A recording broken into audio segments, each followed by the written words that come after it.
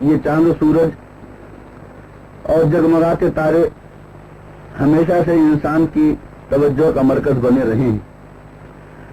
کہیں انسان کی ذہنی پستی نے انہیں اپنا خدا اور اپنا معبود مانا ہے، تو کہیں اپنی توہم پرستی سے اپنی تقدیر کو انہی کا اثر سمجھا ہے۔ کہیں ان کے لیے مختلف کہانیاں اور داستانیں گھڑی گئی ہیں۔ قدیم فلاسفہ اور سائنسدانوں میں بھی ان کے بارے میں مختلف نظریات ہیں۔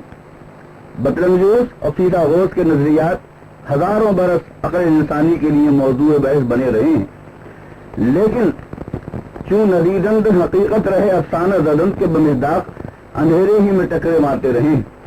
جیسا کہ چند نابیناؤں کو ہاتھی کے قریب کھڑا کر کے پوچھا گیا کہ بتاؤ ہاتھی کیسا ہوتا ہے، تو ایک کے ہاتھ میں اس کی دم آ گئی تو اس نے کہا کہ ہاتھی ایسا ہوتا ہے جیسے جھاڑو۔ دوسرے کے ہاتھ میں اس کی ٹانگ آئی تو اس نے کہا کہ ہاتھی ایسا ہوتا ہے جیسے ستون۔ تیسرے کا ہاتھ اس کے پیٹ پر پڑا تو اس نے کہہ دیا کہ ہاتھی ایسا ہوتا ہے جیسے ڈھول۔ چوتھے نے اس کا کان پکڑ کر دیکھا تو کہا کہ ہاتھی ایسا ہوتا ہے جیسے پنکھا۔ غرض ان سب کے سامنے چونکہ اصل حقیقت نہ آ سکی، اس لیے جس کی سمجھ میں جو آیا اس نے وہی کہہ دیا۔ حقیقت سے اس کا دور کا بھی واسطہ نہ تھا۔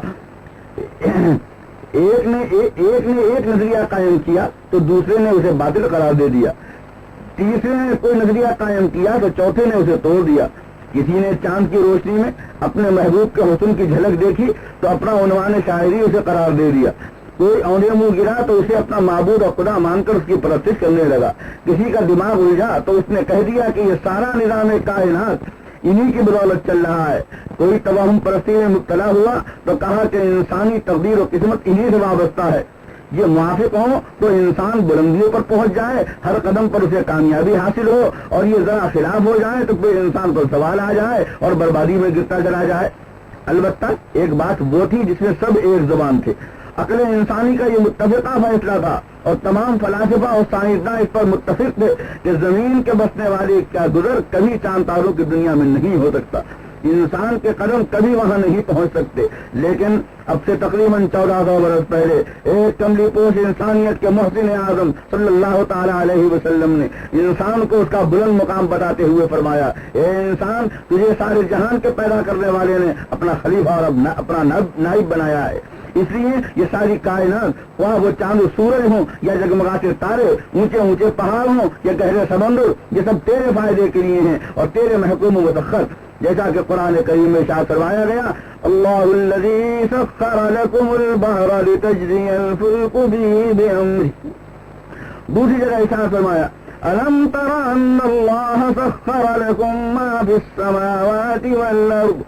تیسری جگہ ارشاد فرمایا، الم تر ان اللہ سخر لکم الشمس والقمر دائبین وسخر لکم اللیل والنہار وآتاكم من كل ما سألتموه وإن تعدوا نعمة الله لا تحصوها۔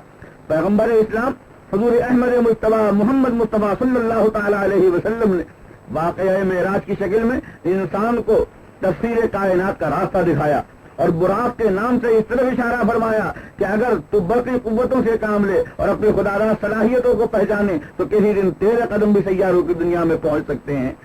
اے میرا پیغام سننے والوں، تفسیر کائنات میں انسان کو عظیم الشان اور نمایاں کامیابی حاصل ہو چکی ہے، اور انسان نے چاند کی سرزمین پر قدم رکھ کر اور وہاں اپنے اقتدار کا پرچم لہرا کر یہ ظاہر کر دیا ہے کہ واقعی خدا پاک نے انسان کو تفسیر کائنات کی صلاحیت عطا فرمائی ہے۔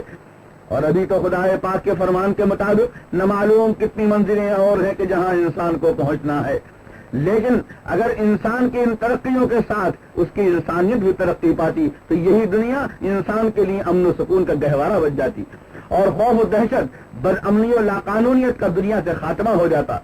زمین کے بسنے والے تمام انسانوں کے لیے یہ ایک انتہائی فخر و خوشی کا موقع ہے کہ ایک انسانی برادری کا ایک فرد چاند پر پہنچا۔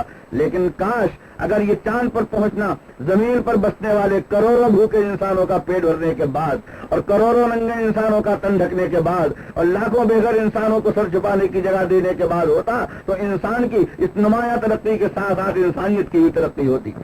اور زمین کا بسنے والا ہر انسان اسے خود اپنی کامیابی سمجھ رہا ہوتا، لیکن آج کروڑوں انسانوں کے بھوکے پیٹ، ننگے بدن، انسانیت کے نام پر ان چاند پر جانے والوں سے کچھ سوال کر رہے ہیں۔ یہاں میں اتنا اور بتا کر بات ختم کر دینا چاہتا ہوں کہ مسلمانوں میں جو لوگ چاند تاروں پر پہنچنے کو ناممکن بتایا کرتے تھے، وہ یا تو اپنی کوتاہ نظری تھی، یا تو ان کی کوتاہ نظری تھی، اور یا وہ سادہ لوحی سے قدیم فلاسفہ کے اقوال کو اسلامی نظریہ سمجھ رہے تھے، حالانکہ اسلامی نظریے کا اس سے کوئی تعلق نہ تھا۔ اسلامی نظریہ اس سلسلے میں بہت واضح ہے، اسلام نے کہیں اس کو ناممکن نہیں بتایا ہے، نہ قرآن کریم میں، نہ احادیث مقدسہ میں، بلکہ میں تو پوری ذمہ داری سے کہتا ہوں کہ سب سے پہلے اسلام ہی نے تفسیر کائنات اور وہاں جانے کو اس وقت ممکن بتایا جبکہ یہ سائنس اور عقل انسانی بیک زبانوں سے ناممکن کہہ رہی تھی۔ رب کریم جل جلالہ عما نوالہ نے قرآن کریم میں ارشاد فرمایا، یا معشر الجن والانس ان استطعتم ان تنفذوا من اقطار السماوات والارض فانفذوا لا تنفذون الا بسلطان۔ یہ جن و انس، اگر کبھی تم میں یہ طاقت پیدا ہو جائے، اگر کبھی تم میں یہ صلاحیت آ جائے کہ تم زمین و آسمان کی حدوں کو پار کر سکو، تم اس دنیا میں جا سکو، تو فانفذوا ضرور جاؤ۔ ہم اس کو ناممکن نہیں کہتے، تم جا سکتے ہو، لیکن یاد رکھو خدا کی قدرت کے بغیر کچھ نہیں کر سکتے۔ انسان کے چاند پر پہنچنے سے نہ کسی اسلامی نظریے کو ٹھیس لگی ہے، نہ اس سے اسلام کے لیے کوئی خطرہ ہے۔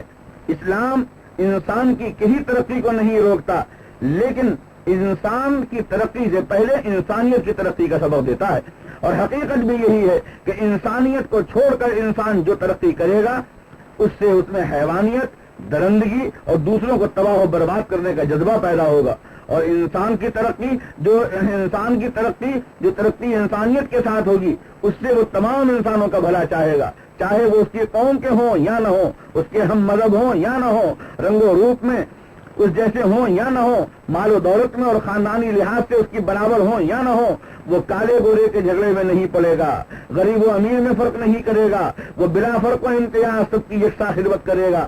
آئیے ہم سب اپنے اندر انسانیت کا سچا جذبہ پیدا کر کے صحیح معنی میں انسان بننے کی کوشش کریں۔ وما علینا الا البلاغ۔